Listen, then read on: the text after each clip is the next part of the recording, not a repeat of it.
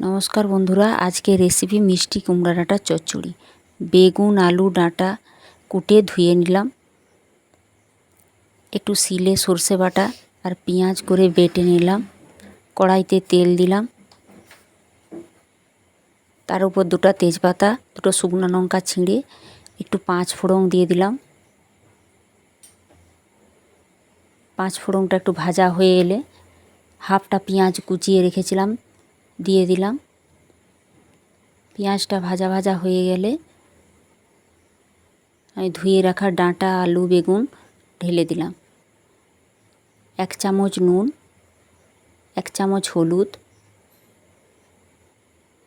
2 চামচ চিনি দিলাম। মিষ্টি কুমড়ো ডাঁটায় একটু মিষ্টি মিষ্টি খেতে ভালো লাগে। দিয়ে 5 মিনিট চাপা দিয়ে দিলাম। 5 মিনিট পর খুলে এদিক সেদিক নেড়ে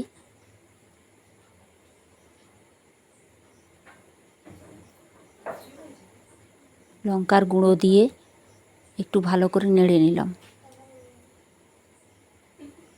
তারপরে সর্ষে পেঁয়াজ বাটাটা দিয়ে ভালো করে কষিয়ে আমি 2 বাটি জল দিয়ে দিলাম।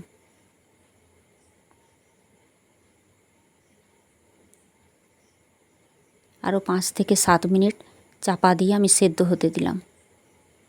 5-7 মিনিট পর আমার সিদ্ধ হয়ে আসছে।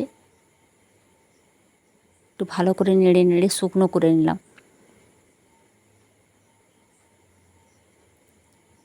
হয়ে গেল আমার রেডি মিষ্টি কুমড়ো ডাঁটার চচ্চড়ি গরম ভাতের সঙ্গে।